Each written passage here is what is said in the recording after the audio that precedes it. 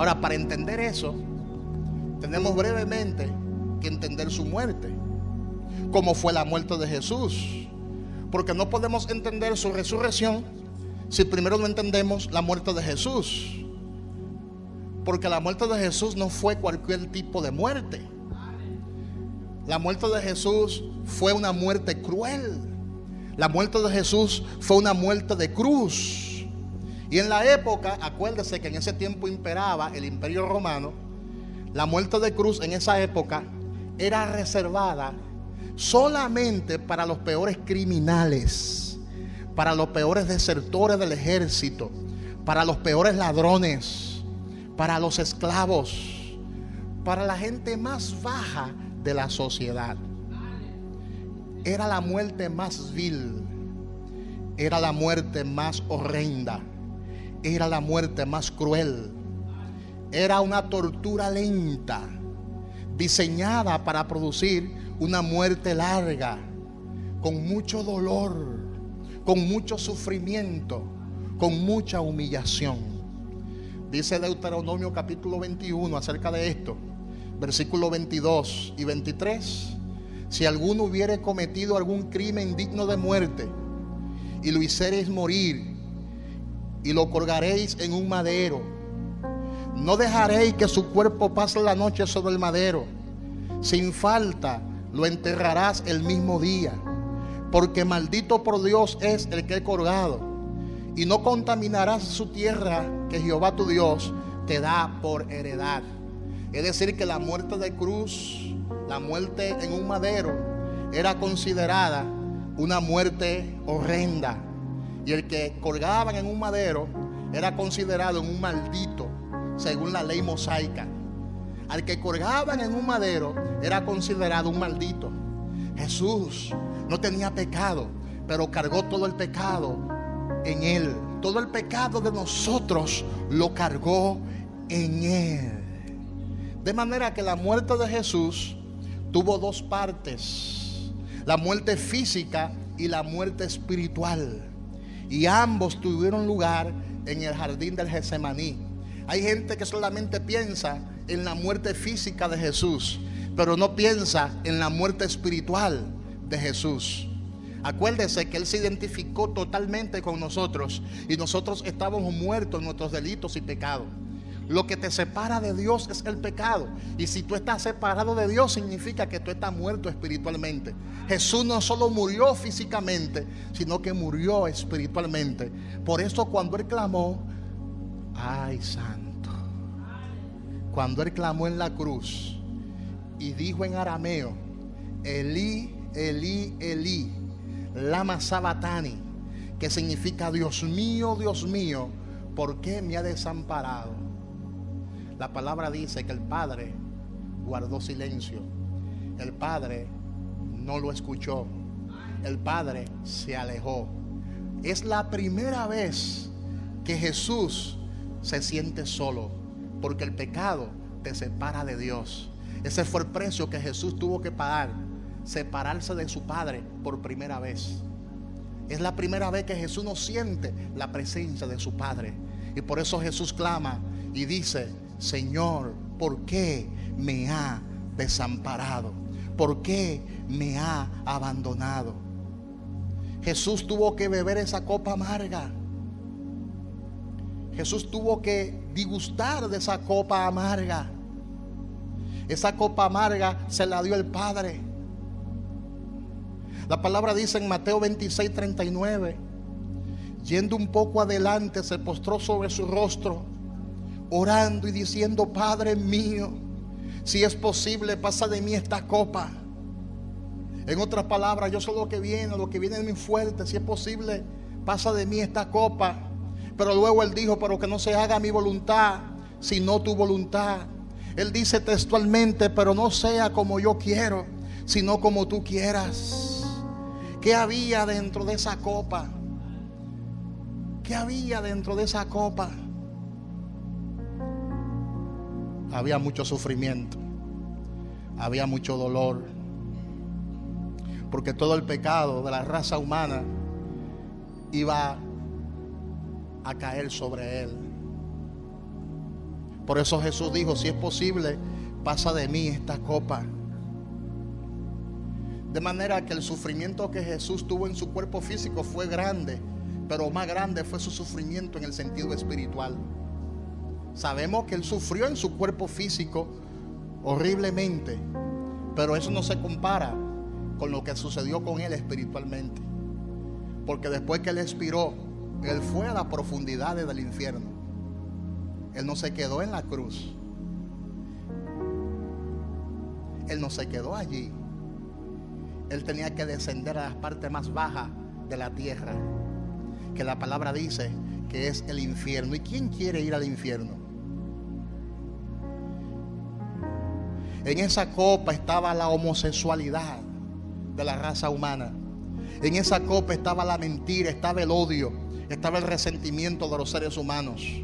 En esa copa estaba el rechazo, las maldiciones generacionales, estaba el robo, estaba el aborto, estaba el asesinato, estaban las enfermedades, estaban los pecados de brujería, de ocultismo, de masonería y de hechicería. Ahí estaba todo en esa copa. Y Jesús tenía que tomarse esa copa. Por eso Él dijo: Padre, si es tu voluntad, por favor, pasa de mí esta copa. En otras palabras, no basta con la muerte física. ¿Por qué tengo que morir también espiritualmente? ¿Por qué razón tengo que separarme de ti? Si es posible, pasa de mí esta copa. Pero luego dijo que no se haga mi voluntad, sino la voluntad tuya. Jesús lidió con el pecado. Dice el apóstol Pablo en 2 de Corintios capítulo 5 versículo 21, que el que no conoció pecado, por nosotros se hizo pecado, para que nosotros en el día de hoy fuésemos hechos justicia de Dios con Él.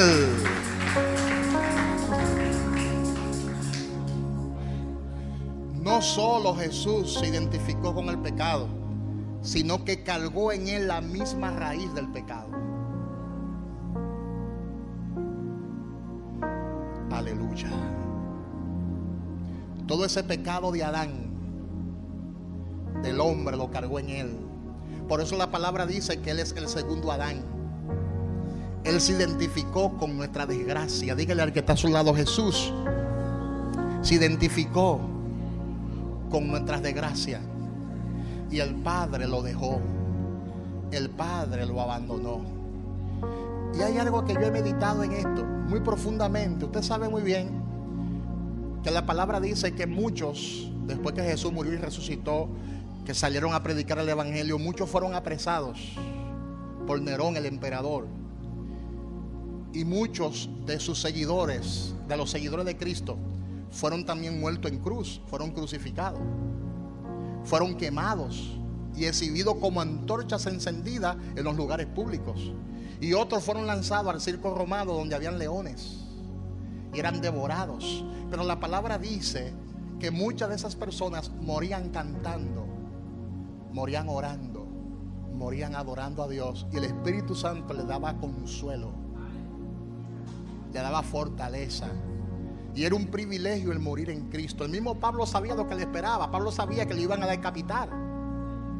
Y él decía: yo sé que el tiempo de mi partida está cercano. He peleado la buena batalla, he acabado la carrera, he guardado la fe. Por lo demás me está guardada la corona de justicia, la cual me dará el Señor juez justo en aquel día. Y no solo a mí, sino a todos aquellos que aman su venida. Y decía Pablo: el morir para mí es ganancia. El vivir es Cristo y el morir me es ganancia. ¿Sabe por qué?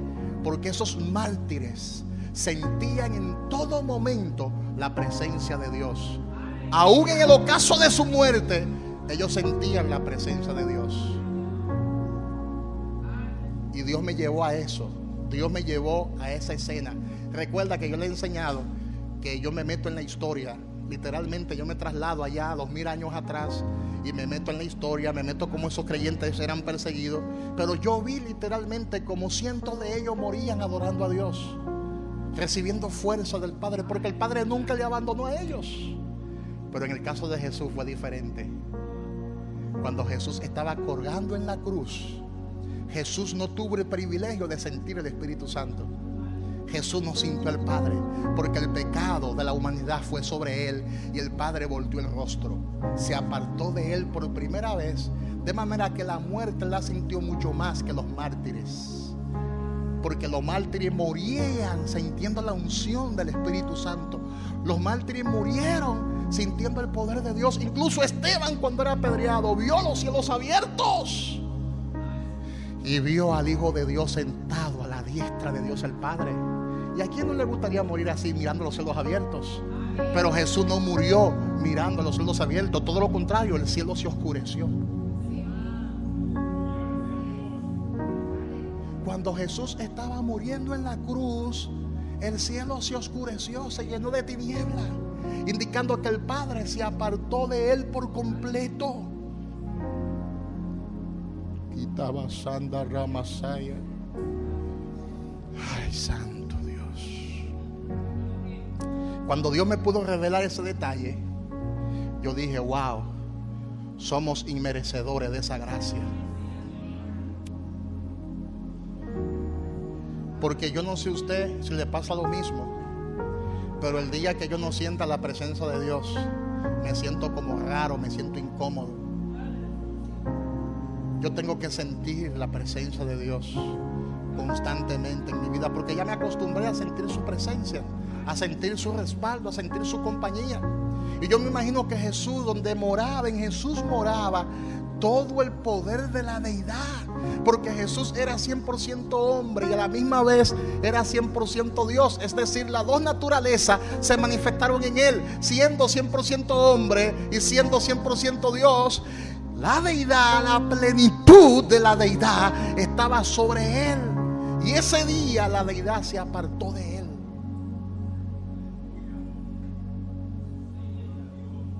Y si usted no entiende ese detalle, no va a entender su resurrección.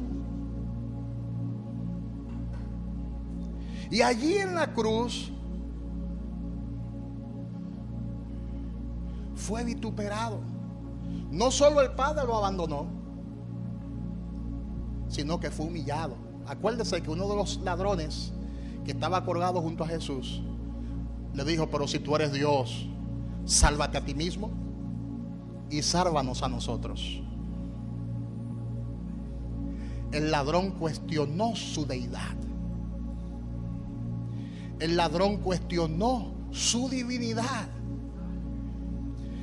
Pero el plan de Dios no era que él se saliera con la suya y se escapara de la cruz. ¿Cuál era el plan de Dios? ¿Cuál era la voluntad de Dios? La voluntad de Dios era que Jesús muriera en la cruz. Por eso Él dijo en la oración que no se haga mi voluntad sino la voluntad tuya. Y hago un paréntesis para decir que de ahí sale la oración más poderosa que usted puede hacer en toda su vida. La oración disruptiva que desata el poder sobrenatural de Dios sale precisamente de la resurrección de Jesucristo. ¿A que tú no sabes por qué? Porque Jesús se ganó el nombre que es sobre todo nombre, se lo ganó en la cruz. ¿No te has dado cuenta que la oración disruptiva funciona solamente cuando se hace en el nombre de Jesús?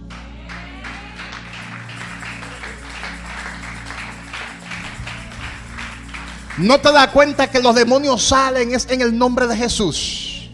¿No te das cuenta que las enfermedades son echadas afuera es en el nombre de Jesús?